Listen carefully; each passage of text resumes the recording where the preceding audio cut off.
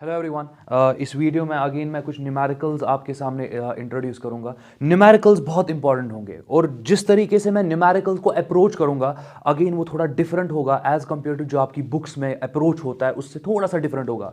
कुछ कुछ न्यूमेरिकल्स में अगेन आप मेरा अप्रोच देखोगे कि वो सेम होगा एज कंपेयर टू जैसे बुक्स में होता है, तो एग्जैक्टली उसका सोल्यूशन फिर वैसे ही जाएगा। बट जहां जहां मैं एग्जैक्टली आपको कुछ नया दे सकूंगा मैं वो आपके सामने प्रोड्यूस कर दूंगा। अब देख लो, यहां पर ये पहला वीडियो मैं न्यूमेरिकल्स पे बना रहा हूं, अगले 2-3 वीडियोस न्यूमेरिकल्स पे होंगे। मैं एग्जैक्टली हर एक टाइप का क्वेश्चन आपके सामने सिंपली प्रेजेंट करने वाला हूं। तो फिलहाल के लिए पहला क्वेश्चन देखते हैं। पहले क्वेश्चन में आपको दो चार्ज पार्टिकल्स देकर है, एक चार्ज पार्टिकल ए है तो दूसरा बी है। ए चार्ज पार्टिकल जो आपके पास है उस पर जो चार्ज है एग्जैक्टली आपके पास वो 8 × 10⁻⁻⁶ कूलम है।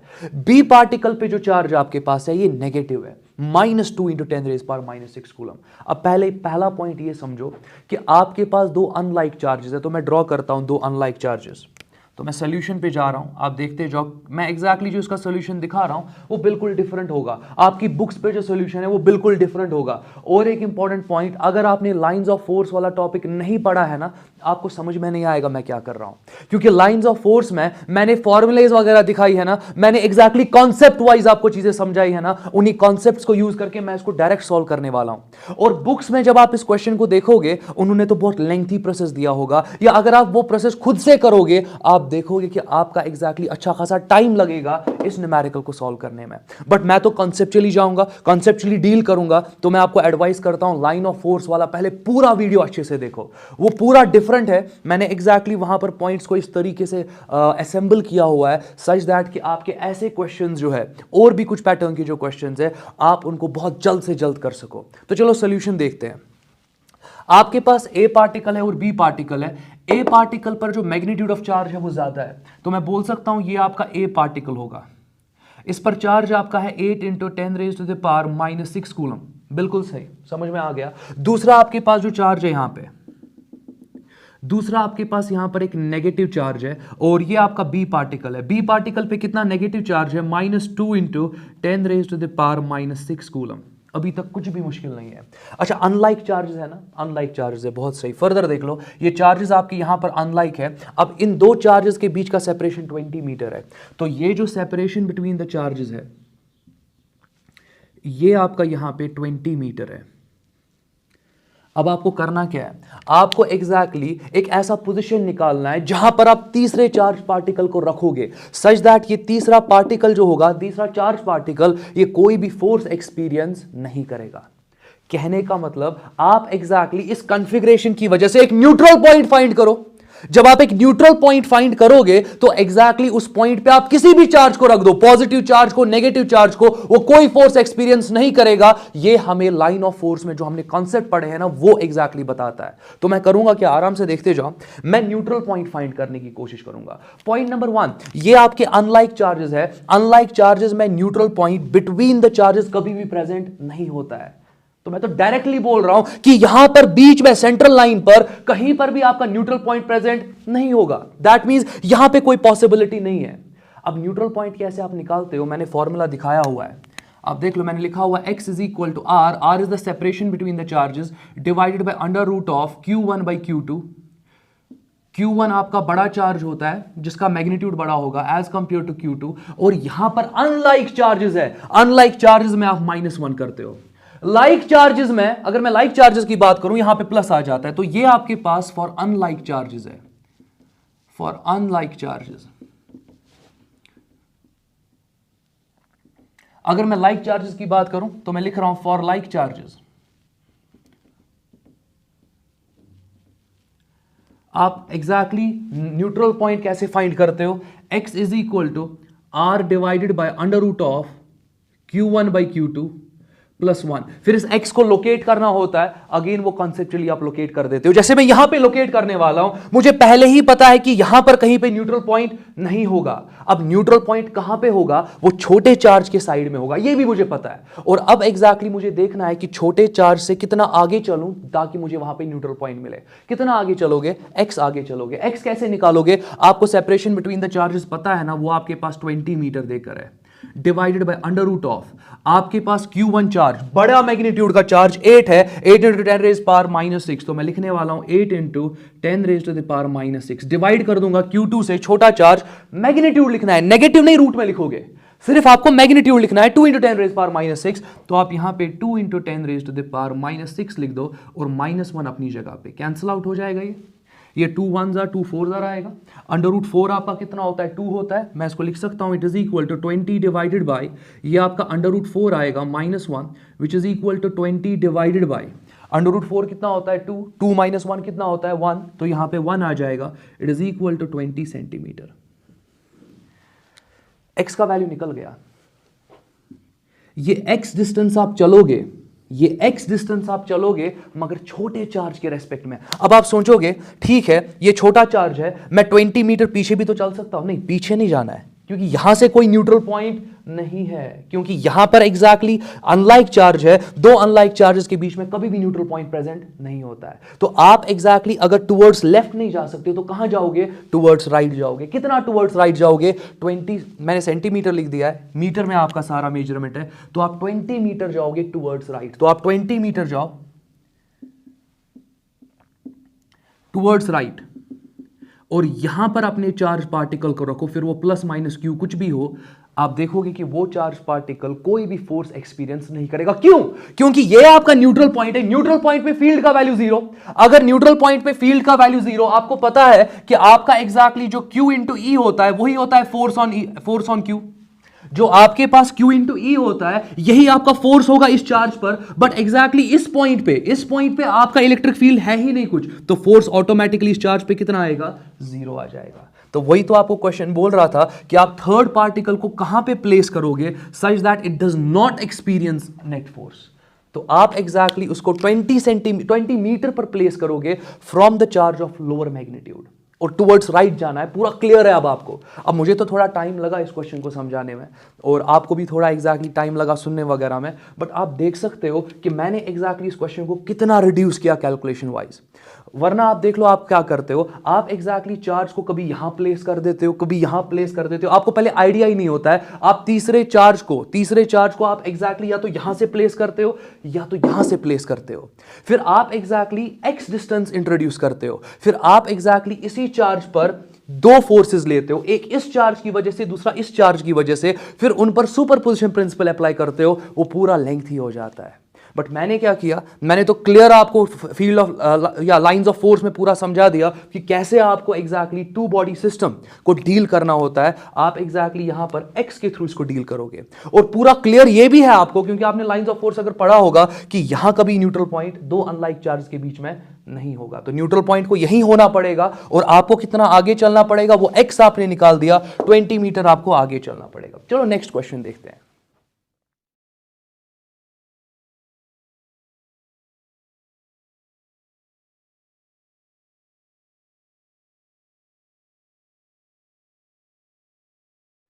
नेक्स्ट क्वेश्चन देखते हैं। अगेन ये एम्स का क्वेश्चन है, तो मैं पहले क्वेश्चन आपको बताता हूं। आपके पास एक सिंपली स्क्वायर देकर है और स्क्वायर के वर्टेक्स पर आप चार्ज रख रहे हो, यहां पर आपने Q रखा है, यहां पर भी Q, यहां -Q और यहां पर -Q। आपको करना क्या है, आपको पॉइंट O पर नेट फील्ड निकालना है। रादर मैं बोल सकता हूं कि आपको एक तो नेट फील्ड निकालना है और उसका डायरेक्शन भी देना है कि पॉइंट O पर नेट फील्ड किस डायरेक्शन में होगा। अब बहुत बहुत आसान क्वेश्चन है ये, आपको एग्जैक्टली आप देखते हो कि लेट अस एज्यूम मैं इसको A लिख रहा हूं, ये आपका B है, ये आपका C यहां पर है और ये आपका D है। फिलहाल के लिए मैं ऐसे बोल रहा हूं, तो मुश्किल होना नहीं चाहिए। फर्दर और एक important point, let us assume कि आपको यहां पर ये सेपरेशन A देकर है। सिंस ये स्क्वायर है, अगर ये A होगा तो ये भी आपके पास A होगा ना।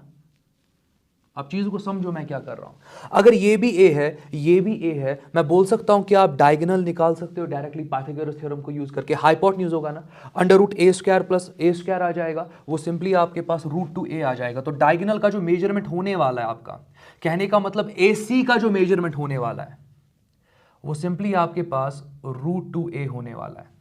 इसमें कुछ भी मुश्किल नहीं है, आप कर सकते हो, आप कर सकते हो। देख लो यहां पर मैं लिख सकता हूं कि AC जो आपके पास है it is equal to under root of, आप सिंपली यहां पर परपेंडिकुलर और base, perpendicular square plus base square करोगे तो A square plus A square लिख दोगे, तो ये आपके पास आएगा under root of twice A square which is equal to root 2a। तो वही तो मैं बोल रहा था डायरेक्टली यहां पे कि AC आपका जो होगा वो रूट 2a के बराबर होगा। और एक इंपॉर्टेंट पॉइंट, अब आपको ज्योमेट्री के बारे में आइडिया होना चाहिए, क्योंकि जितना अच्छा ज्योमेट्री आपको आता है उतना अच्छे तरीके से जल्द से जल्द आप ये क्वेश्चन सॉल्व कर सकते हो। और एक चीज देख लो, आपके दो डायगोनल जो है ना वो एक दूसरे को बाइसेक्ट करते हैं। बाइसेक्ट करने का मतलब AO और OC सेम सेम होंगे, DO और OB इनका मेजरमेंट भी सेम सेम होगा। तो मैं ये बोल सकता हूं यहां पे बाय प्रॉपर्टी या बाय ज्योमेट्री मैं बोल सकता हूं कि आपके पास यहां पर AO जो है it is equal to AO जो आपके पास है ये OC के बराबर है, और आप देख सकते हो कि आपका जो DO है वो सिंपली आपके OB के बराबर है। और सबका वैल्यू कितना है, रूट 2a को अब हाफ करना है, क्योंकि आप एग्जैक्टली बाइसेक्ट कर रहे हो ना, तो पूरा तो मेजरमेंट आपका रूट 2a है, रूट 2a का आपको हाफ करना है, तो आप इसको लिख सकते हो रूट 2a डिवाइडेड बाई 2। मुश्किल है ही नहीं। आप इसको फर्दर देख लो, रूट 2 अपनी जगह पर मैं रख रहा हूं, a अपनी जगह पर मैं रख रहा हूं, 2 को लिख सकता हूं ना मैं रूट 2 इंटू रूट 2, इसमें क्या मुश्किल है। आप देख लो रूट 2 और रूट 2 कैंसिल आउट हो जाएगा, आपका यहां पर a divided by under root 2 आ जाएगा। आपने मेजरमेंट निकाल दिया।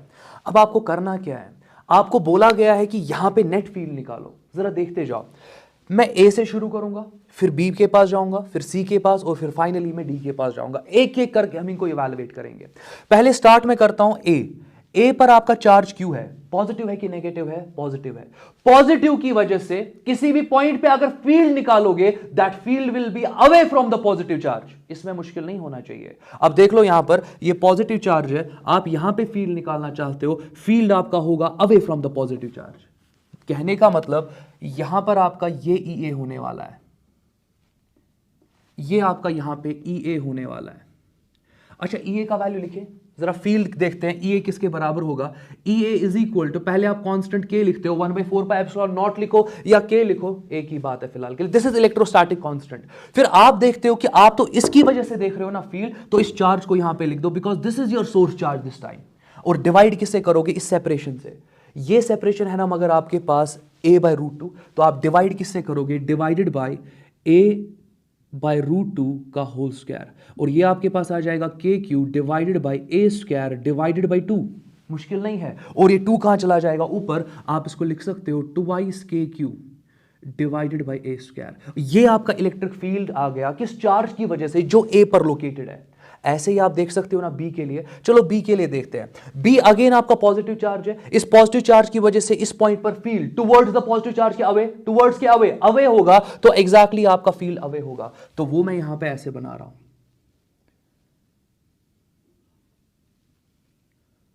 ये देख लो मैंने अवे बनाया। और ये जो फील्ड है किसकी वजह से यहां पर है, ये तो B की वजह से है। मैं लिख रहा हूं EB, इसका वैल्यू निकाल सकते हो ना। अगेन अगर मैं EB की बात करूं, इट इज इक्वल टू, आप समझो यहां पर पहले इलेक्ट्रोस्टैटिक कांस्टेंट वो तो K ही रहेगा। मैं वैक्यूम में प्रॉब्लम को डील कर रहा हूं, तो K ही लिखूंगा यहां पे। अच्छा ये सोर्स चार्ज का वैल्यू Q है, तो मैं सोर्स चार्ज का वैल्यू Q लिख रहा हूं डिवाइडेड बाय सोर्स चार्ज से लेके इस पॉइंट तक का सेपरेशन सेम है ना, a बाय रूट 2, तो आप इसको डिवाइड करोगे यहां पे अगेन a बाय रूट 2 और उसका स्क्वायर लोगे, तो ये आपके पास आप फर्दर देख सकते हो KQ अपनी जगह पे divided by a square by 2, 2 को ऊपर आप ले जाओ, ट्वाइस KQ डिवाइडेड बाय ये आपका a स्क्वायर सेम आ रहा है। चलो ठीक है, अभी तक कोई इशू नहीं है। अच्छा जरा नेगेटिव की वजह से आप देख लो, अब देख लो C पर मैं जा रहा हूं, C पर आपका नेगेटिव चार्ज है। नेगेटिव चार्ज की वजह से इस पॉइंट पे जो फील्ड होगा ना, it will be towards the negative charge, तो ऊपर की ही डायरेक्शन में फील्ड दिखाना पड़ेगा। यहां पर अगर अवे होता, अगर यहां पॉजिटिव होता ना, तो आप अवे दिखाते, वो फील्ड और ये फील्ड एक दूसरे को कैंसिल करते। बट यहां पर आपके पास -Q चार्ज है, तो एग्जैक्टली ये नेगेटिव चार्ज इस पॉइंट पे जो फील्ड क्रिएट करेगा that will be towards the negative charge, towards the negative charge. तो चलो मैं बनाता हूं, तो फील्ड यहां पर जो C की वजह से होने वाला है, ये देख लो C की वजह से मैं इसको लिख रहा हूं यहां पे EC। अब फील्ड निकालना बहुत आसान है, आप डायरेक्टली क्या लिखोगे, आप डायरेक्टली लिख लो EC it is equal to, पहले आपका कांस्टेंट K आएगा, किस चार्ज की वजह से, Q की वजह से। -Q नहीं लिखना है क्योंकि आप मैग्नीट्यूड को डील कर रहे हो, तो आप यहां पे Q लिख दोगे, और सेपरेशन कितना है, सेपरेशन कितना है इस सोर्स चार्ज और इस पॉइंट के बीच में? Same, a/√2। तो आप डिवाइड किससे करोगे? a/√2 और यहां पर स्क्वायर, तो इट इज इक्वल टू, आप सीधे लिखोगे ना, twice kq divided by a square. अब लास्ट वाला पार्ट d की वजह से, d पर भी नेगेटिव चार्ज है, नेगेटिव चार्ज की वजह से इस पॉइंट पे जो फील्ड बनेगा it will be towards the negative charge. अब सीखो इसको, यहां पर जो फील्ड बनेगा it will be towards the negative charge, तो यहां पर आपका फील्ड कुछ इस स्टाइल का होगा, टुवर्ड्स द नेगेटिव चार्ज। और ये आपके पास यहां पे ED होने वाला है, और ED देख लो, EA का वैल्यू, EB का वैल्यू, EC का value same, because of symmetry ED का वैल्यू भी यही आएगा, डायरेक्टली लिख देता हूं, twice kq divided by a square. और मुश्किल मत है कहीं पे। अब जरा देख लो, आपको नहीं लगता कि EB और ED डायरेक्टली ऐड हो रहे हैं और इस डायरेक्शन में ऐड अप हो रहे हैं? सिमिलरली EA और EC ऐड अप हो रहे हैं और इस डायरेक्शन में ऐड अप हो रहे हैं, यही हो रहा है ना। मैं बोल सकता हूं कि इस डायरेक्शन में जो नेट फील्ड आपके पास है, इस डायरेक्शन में जो नेट फील्ड आपके पास है, मैं बोल सकता हूं EB भी पता है आपको, ED भी आपको पता है, वैल्यूज आपके पास है ना, twice kq divided by a square. जब ये दोनों फील्ड्स ऐड अप हो जाएंगे तो नेट फील्ड इस डायरेक्शन में जो होगा that will be 4 times kq divided by a square. Twice लोगे ना, एक की वजह से है twice kq by a square, दो की वजह से होगा 4 times kq divided by a square. ये नेट फील्ड होने वाला है इस डायरेक्शन में, इस डायरेक्शन में भी नेट फील्ड है ना, वो किसके बराबर होगा? वो भी आपके पास होगा 4 times kq divided by a square. अब देख लो, यहां से एग्जैक्टली जो फील्ड वेक्टर है उसका मैग्नीट्यूड और यहां से जो आपका फील्ड वेक्टर है उसका मैग्नीट्यूड सेम है। जब आपके पास दो वेक्टर्स होते हैं, आप देख लो यहां पे आपके पास एग्जैक्टली एक वेक्टर ये है और दूसरा वेक्टर आपके पास ये है, इन दो के बीच में एंगल यहां पर 90 डिग्री है। दो के बीच का एंगल कितना यहां पर है? ये आपका 90 डिग्री है, ये वाला पार्ट।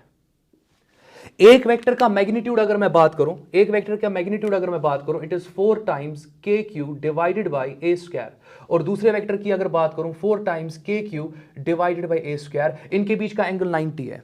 जब आपके दो वेक्टर्स दोनों का मैग्नीट्यूड सेम होगा ना, तो अगर आप उनका रिजल्टेंट निकालोगे, रिजल्टेंट एग्जैक्टली आपका Midway between the two vectors चला जाएगा। कहने का मतलब आपका रिजल्टेंट यहां पर एंगल बाइसेक्टर बन जाएगा। तो ये आपके पास यहां पे 45 डिग्री बन जाएगा, ये आपके पास यहां 45 डिग्री बन जाएगा। तो दैट मींस यहां पर जो आपका नेट फील्ड होने वाला है, आपका नेट फील्ड एग्जैक्टली मिडवे जाएगा, ये आपका ई नेट होने वाला है। और अगेन, अगर आपने नहीं देखे हैं मेरे previous videos analysis, numerical analysis, जब भी आपके दो वेक्टर्स होते हैं, दोनों का मैग्नीट्यूड आपका सेम होता है, आप सीधे लिख सकते हो कि आपके पास जो ई नेट यहां पे होगा इट विल बी ट्वाइस, किसी एक वेक्टर का मैग्नीट्यूड लिख दो, किसी एक वेक्टर का, दोनों का सेम है ना, तो ट्वाइस तो लिख दिया। अब किसी एक वेक्टर का मैग्नीट्यूड लिखो 4 times kq divided by a square, इसमें मुश्किल मत है कहीं पे, और मल्टीप्लाई करो cos of theta by 2। Theta exactly इन दो वेक्टर्स के बीच का एंगल है 90 है, तो 90 को डिवाइड 2 कर दो, तो आप देखोगे कि आपका 2 अपनी जगह पर, यहां पर आपका 4 times kq divided by a square अपनी जगह पर, और मल्टीप्लाई हो जाएगा cos 45 कितना होता है? 1/√2 होता है। तो यहां पर आपके पास ये आ जाएगा 8 times kq divided by √2 a square. तो ये आपका आंसर आ जाएगा, ये आपका ई नेट है। यहां पे एक बार और देखते हैं, कहीं पे सिली मिस्टेक ना हुई हो, तो एक बार और देखते हैं। आपके पास ट्वाइस तो लिख दिया, दो में से एक वेक्टर का मैग्नीट्यूड लिख दिया, क्योंकि दोनों का सेम मैग्नीट्यूड है, कोई एक वेक्टर का मैग्नीट्यूड लिख दिया, और उसके बाद cos of theta by 2, theta आपका यहां इन दो वेक्टर्स के बीच का एंगल होता है, तो आप फॉर्मूला यूज क्या कर रहे हो? Twice a, this is the magnitude of one of the vector, और cos ऑफ थीटा बाई 2।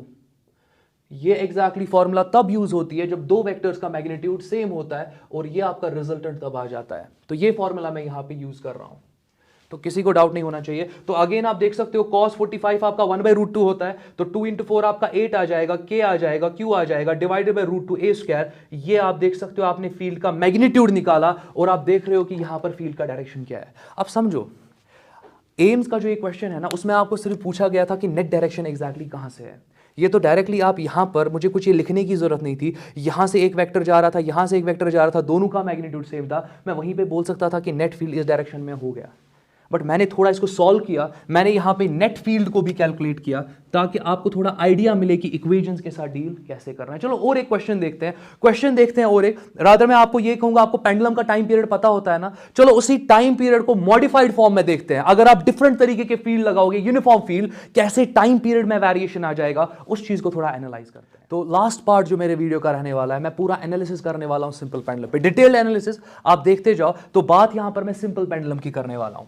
तो स्टार्टिंग में देख लो, अगर फॉर एग्जांपल आपके पास एक पेंडुलम है, आप देखते जाओ मैं कैसे यहां पर पूरा एनालिसिस पेंडुलम का करने वाला हूं। तो अगर आपके पास फॉर एग्जांपल यहां पर एक पेंडुलम है, पेंडुलम आपका रेस्ट पर है, पेंडुलम आपका रेस्ट पर है, क्यों? क्योंकि आपका एग्जैक्टली mg डाउनवर्ड डायरेक्शन में लग रहा है और एग्जैक्टली यहां पर टाइम पीरियड टेंशन जो है वो t एग्जैक्टली इस डायरेक्शन में लग रहा है along the string and away from the contact। और यही टेंशन यहां पर भी आपको दिखाना पड़ेगा, बिकॉज टेंशन इंटरनल फोर्स होता है, इन पेयर्स आप लेते हो।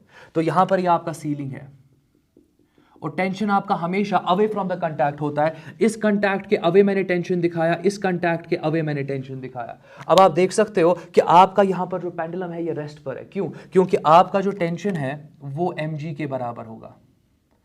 तो आपका पेंडुलम जो है वो एग्जैक्टली रेस्ट पर है। मैं बोल सकता हूं यहां पर कि पेंडुलम इज एट रेस्ट।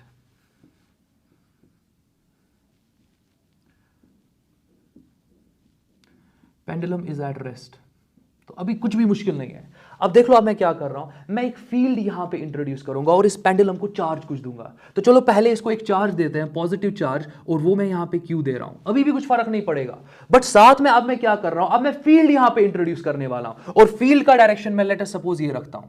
ये मैं फील्ड यहां पर यूनिफॉर्म फील्ड इंट्रोड्यूस करने वाला हूं। और यूनिफॉर्म फील्ड अगर मैं इंट्रोड्यूस करने वाला हूं, कहने का मतलब स्पेस में हर जगह पर फील्ड का वैल्यू कितना होगा, वो ई होगा। ये फील्ड आया कहां से? हाँ, ये इंफिनिटी से फील्ड आया हो सकता है, या आप बोल सकते हो कि किसी फॉर एग्जांपल बड़ी बॉडी जो पॉजिटिव बॉडी है उसने ऑरिजिनेट किया होगा एग्जैक्टली इस फील्ड को, उसने फॉर एग्जांपल ये फील्ड क्रिएट किया होगा और इसी फील्ड में अब आपका पेंडुलम है और पेंडुलम के बॉब पर आपका चार्ज क्यू है। अब समझो यहां पर ये पॉजिटिव चार्ज हमेशा एक्सपीरियंस करेगा ना force in the direction of field. अगर मैं नेगेटिव चार्ज यहां पे लेता, अगर नेगेटिव चार्ज लेता, फिर आपका फोर्स एग्जैक्टली इस पे लग जाता but opposite to the direction of field. तो ये चीज समझो, फिलहाल पॉजिटिव है ना, अगर ये पॉजिटिव चार्ज है तो इस पर जो फोर्स लगेगा it will be in the direction of field. तो एग्जैक्टली इस पे फोर्स ये लगने वाला है।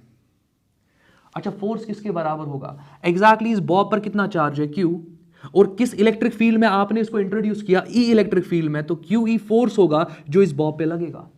अच्छा, ये फोर्स लगने के बाद क्या होगा? आपको नहीं लगता है कि बॉब थोड़ा आगे डिस्प्लेस हो जाएगा? बॉब थोड़ा आगे डिस्प्लेस हो जाएगा ना, तो नया पिक्चर जो आपके पास बन जाएगा, अगेन आपके पास यहां पर ये सीलिंग है, ये आपका सीलिंग है यहां पे, और आप देखोगे कि ये ओरिजिनल पोजीशन था आपके पेंडुलम का, बट आपका पेंडुलम एग्जैक्टली कुछ इस स्टाइल में डिस्प्लेस हो जाएगा क्योंकि इस पे फोर्स लग गया आगे की डायरेक्शन में, और आप एग्जैक्टली देख सकते हो कि आपका बॉब यहां पे पहुंच गया। तो मुश्किल होना नहीं चाहिए कहीं पे अभी तक। अब यहां पर अगर मैं इस बॉब की बात करूं, इस पे चार्ज क्यू था और इस पर जो फोर्स लग रहा है तो वो मैं डायरेक्टली यहां पर दिखा सकता हूं ना, वो तो क्यू ई होगा, इसमें किसी को डाउट नहीं है। अच्छा, ग्रेविटेशनल फोर्स मानेगा मत, वो तो डाउनवर्ड डायरेक्शन में होगा, तो आपका mg जो है वो डाउनवर्ड डायरेक्शन में होगा, ये आपका mg होने वाला है। और आप देख रहे हो कि यहां पर एग्जैक्टली आपका स्ट्रिंग जो है वो वर्टिकल के साथ एक एंगल थीटा बना रहा है, एक एंगल थीटा बना रहा है।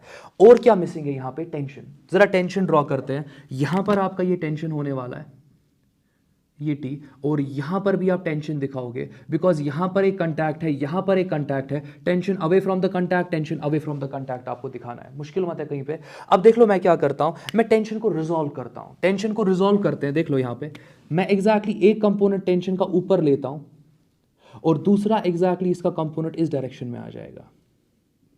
ये देख लो यहां पर अगर ये थीटा एंगल है, ये एंगल भी आपका थीटा होगा, ये एंगल भी आपका यहां पे थीटा होगा। क्यों? वर्टिकली ऑल्टरनेट इंटीरियर एंगल्स है आपके, तो ऑल्टरनेट एंगल्स है, ये थीटा है तो ये भी थीटा है। तो आप टेंशन को अगर रिजॉल्व करोगे तो ये आपके पास आ जाएगा टी कॉस थीटा। बहुत सारे स्टूडेंट्स रेजोल्यूशन में गलती करते हैं, फिर उनका आंसर गलत आ जाता है, सिली मिस्टेक उसको कहोगे आप। तो जल्दबाजी में आप सिली मिस्टेक कर देते हो, तो पूरा टेक केयर करो कि कॉस वाला कंपोनेंट कौन सा है और साइन वाला कंपोनेंट कौन सा है। तो ये आपका यहां पर टी साइन थीटा होने वाला है। लेट अस एज्यूम कि आपका जो बॉब है ये वापस इक्विलिब्रियम में आ गया, दैट मींस इस पर नेट फोर्स अभी 0 लग रहे हैं।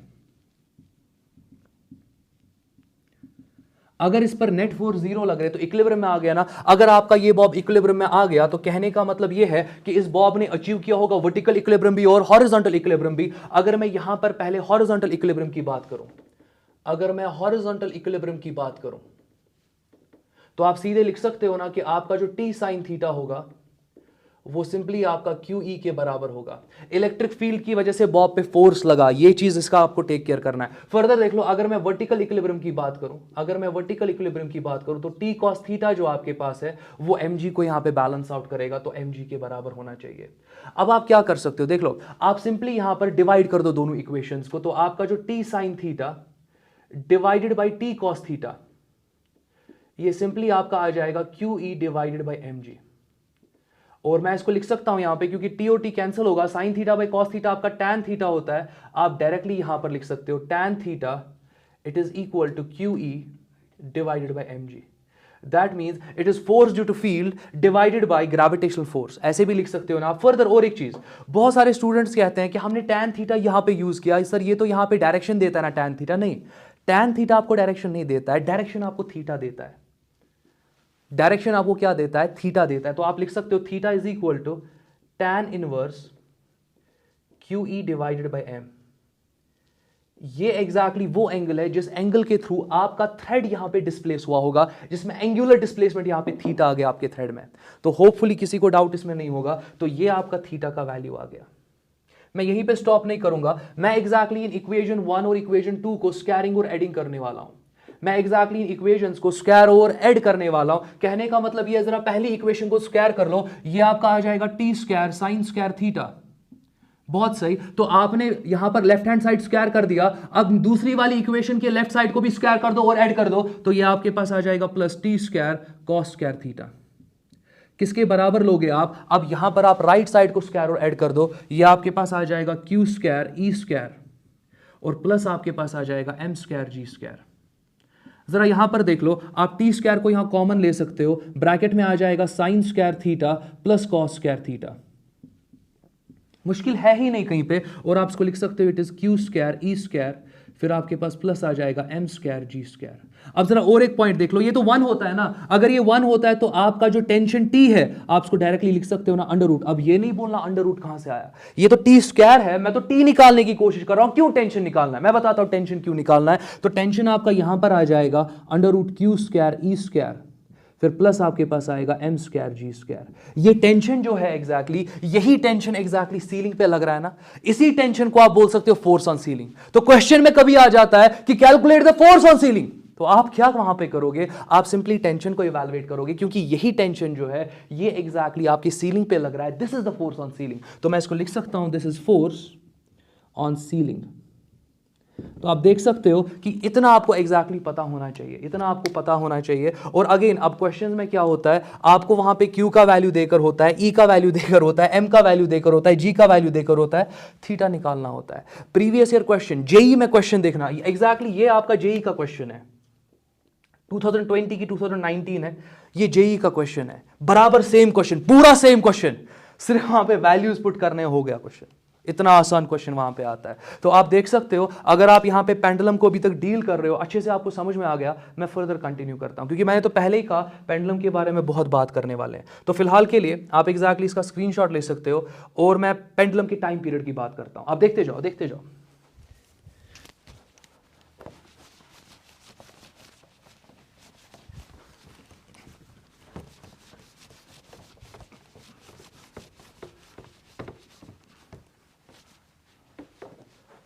मैं पेंडुलम के टाइम पीरियड की बात करता हूं। सिंपल पेंडुलम का टाइम पीरियड किसके बराबर होता है, T is equal to 2 pi under root of L by g. ये आपका टाइम पीरियड होता है। बट जब आप फील्ड को इंट्रोड्यूस करते हो ना, जब आप फील्ड को इंट्रोड्यूस करते हो, तो आप एग्जैक्टली वहां पे इसको कर सकते हो, यहां पे time period T dash it is equal to 2 pi. Pendulum का लेंथ एल ही रहता है, मगर आपका जी यहां पे जी इफेक्टिव में कन्वर्ट हो जाता है, और इसी जी इफेक्टिव को अब आपको क्या करना होता है, कैलकुलेट करना होता है। इसके डिफरेंट केसेस है। पहला केस लेता हूं, लेट अस अज्यूम ये आपका पेंडुलम है, यहां पे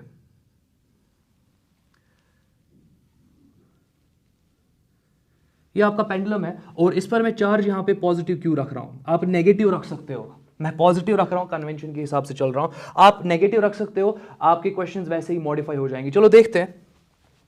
तो इसका एग्जैक्टली जो चार्ज आपके पास है, इस पर जो चार्ज आपके पास है वो प्लस क्यू है, तो आप डायरेक्टली देख लो यहां पर mg डाउनवर्ड डायरेक्शन में लगेगा, mg डाउनवर्ड डायरेक्शन में आपका लगेगा। फर्दर अब यहां पर मैं फील्ड अप्लाई कर रहा हूं इस डायरेक्शन में, मैं फील्ड अप्लाई कर रहा हूं इस डायरेक्शन में। अगर मैं इस डायरेक्शन में फील्ड अप्लाई कर रहा हूं, ये तो पॉजिटिव चार्ज है, पॉजिटिव चार्ज पर फोर्स लगता है in the direction of field, तो एग्जैक्टली इस चार्ज पर जो फोर्स लगेगा, इस चार्ज पर जो फोर्स लगेगा वो इस डायरेक्शन में लगने वाला है, वो आपका QE होने वाला है। ये फोर्स एग्जैक्टली है। अच्छा ये भी फोर्स है, ये भी फोर्स है, इस पे नेट फोर्स निकाल सकते हो ना। एक बार समझो, एक बार समझो, ग्रेविटेशन फोर्स नीचे की डायरेक्शन में, एग्जैक्टली फील्ड की वजह से इस डायरेक्शन में फोर्स लग रहा है, मुश्किल तो है नहीं, आप इन दोनों फोर्सेस का नेट निकाल सकते हो ना। अच्छा अगर आपके पास दो फोर्सेस है, देख लो जब मैं बोलता हूं ना आप इन दो फोर्सेस का नेट निकालो, बहुत सारे स्टूडेंट सोचते हैं उतना क्या मुश्किल है, इनको ऐड कर देते हैं। फोर्स वेक्टर क्वांटिटी है, डायरेक्ट एडिशन पॉसिबल नहीं है। तो अगर आप यहां पे एफ नेट की बात करोगे, तो मैं केस 1 ये बोल रहा हूं, मैं फिलहाल के लिए इसको केस 1 बोल रहा हूं, बहुत आसान है, मैं इसको केस 1 बोल रहा हूं। अगर यहां पर फॉर एग्जांपल, अगर फॉर एग्जांपल यहां पर मैं एफ नेट की बात करूं, ये दोनों फोर्सेस 90 पे लग रहे हैं ना, 90 पे लग रहे हैं, तो एफ नेट आपके पास होगा अंडर रूट ऑफ पहले फोर्स का स्क्वायर, तो Q इंटू ई इसका स्क्वायर, फिर प्लस आपके पास आ जाएगा mg का स्क्वायर। अब आप सोच रहे होंगे ये तो कैसे आ गया, ये प्रॉब्लम हो गई। अच्छा दो वेक्टर्स की बात करते हैं, आपके पास ए वेक्टर और बी वेक्टर है, जरा देख लो, आपके पास ए वेक्टर और बी वेक्टर है, इनके बीच का एंगल आप 90 डिग्री रख दो, रिजल्टेंट आएगा ना under root of A square plus B square plus twice A B cos of 90। अच्छा कॉस 90 जीरो होता है ना, तो आप लिख सकते हो ना कि जो रिजल्टेंट आपके पास आ जाएगा it is equal to under root of A square plus B square. तो आपके दो फोर्सेस यहां पे 90 पर है, आपको कुछ नहीं करना है, आपको नेट फोर्स निकालना है ना इस पेंडुलम पर, इस पेंडुलम पर जो नेट फोर्स लग रहा होगा it will be under root of QE whole square plus mg whole square, मुश्किल मत है। अच्छा नेट फोर्स को आप यहां पर लिख सकते हो m इंटू जी इफेक्टिव, ये स्टाइल है। नेट फोर्स को क्या लिख सकते हो आप, mg इफेक्टिव, और यहां पर ही आपका आ जाएगा it is equal to under root of ये आपका Q square E square plus आपका m स्क्वायर G स्क्वायर आ जाएगा। अच्छा जरा जी इफेक्टिव की बात करते हैं, जी इफेक्टिव की मैं बात करता हूं, अंडर रूट ऑफ ये आपके पास Q स्क्वायर E स्क्वायर है प्लस आपके पास m स्क्वायर G स्क्वायर है, आप डिवाइड किससे कर दोगे, आप m से डिवाइड कर दोगे। इस m को आप रूट में भी ले सकते हो, इस m को आप रूट में भी ले सकते हो, आप देखते जाओ, इस m को आप रूट में भी ले सकते हो, आपका जो जी इफेक्टिव होगा आप लिख सकते हो ना it is equal to under root of, अब देख लो Q स्क्वायर E स्क्वायर अपनी जगह पर, फिर प्लस आपके पास m स्क्वायर G स्क्वायर अपनी जगह पर, क्योंकि मैंने इस m को रूट के अंदर लिया तो डिवाइड किससे करने वाला हूं, m स्क्वायर से। जरा जी इफेक्टिव का वैल्यू देख लो, तो हमने किया क्या एग्जैक्टली, मेरे पास एग्जैक्टली सिंपल पेंडुलम का इक्वेशन है, T is equal to 2 pi under root of L by G. But जब आप डिफरेंट फोर्सेस इंट्रोड्यूस करते हो, फील्ड इंट्रोड्यूस करते हो ना, आप देखते हो कि टाइम पीरियड नया चेंज हो जाता है, G की जगह पे G इफेक्टिव आता है। तो जब भी आपको एक प्रॉब्लम दी होगी और एग्जैक्टली फील्ड वगैरह दिया होगा, आप पहले नेट फोर्स निकाला करो, उस नेट फोर्स को इक्वेट किया करो mg इफेक्टिव के, वहां से G इफेक्टिव निकाला करो, G इफेक्टिव निकल जाएगा ना, आपका T डैश निकल जाएगा, नया टाइम पीरियड आपको पता चल जाएगा सिंपल पेंडुलम का, जो मॉडिफाइड फॉर्म होगा। तो चलो देखते हैं जी इफेक्टिव किसके बराबर आता है, it is equal to under root of, मैं इस m स्क्वायर को दोनों को दूंगा तो ये आपके पास आएगा Q square E square divided by m square, और प्लस यहां पर जब मैं m स्क्वायर इसको अलग से दूंगा, m स्क्वायर कैंसिल हो जाएगा ना, तो प्लस आपके पास G स्क्वायर आ जाएगा। तो टाइम पीरियड, जो नया टाइम पीरियड पेंडुलम का होने वाला है, it is 2 pi under root of L तो अपनी जगह पे, डिवाइड करना है ना G इफेक्टिव से, मगर G इफेक्टिव का वैल्यू क्या है आपके पास, जरा देख लो, मैं G इफेक्टिव का वैल्यू यहां पे लिख रहा हूं, under root of Q square E square divided by m square plus आपके पास G स्क्वायर। अच्छा ये कुछ नहीं है, ये एक्सेलरेशन ही है, ये एक्सेलरेशन का स्क्वायर है, एक्सेलरेशन बिकॉज ऑफ फील्ड जो प्रोड्यूस होगा ना आपके बॉब में, एग्जैक्टली ये वही एक्सेलरेशन का स्क्वायर है, और ये ग्रेविटेशनल एक्सेलरेशन का स्क्वायर है, एक्सेलरेशन ड्यू टू ग्रेविटी का स्क्वायर है। तो आप एक्सेलरेशन का रिजल्टेंट यहां पे निकाल रहे हो और कुछ भी नहीं, तो होपफुली अभी तक कहीं पे डाउट नहीं होगा। अब अगर फॉर एग्जांपल मैं क्या कर रहा हूं, अगर मैं फील्ड का डायरेक्शन अब चेंज करूं, मैं टॉप टू बॉटम फील्ड रखूं या बॉटम टू टॉप फील्ड रखूं, वो और दो केसेस बन जाएंगे। चलो करते हैं, केस 2 की मैं बात करता हूं।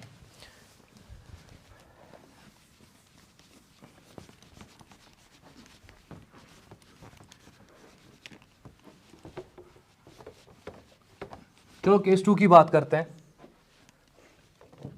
देख लो बहुत आसान है, बहुत ज़्यादा आसान है। तो केस 2 की मैं बात यहां पे करने वाला हूं। अगेन यहां पर आपके पास एक पेंडुलम होगा,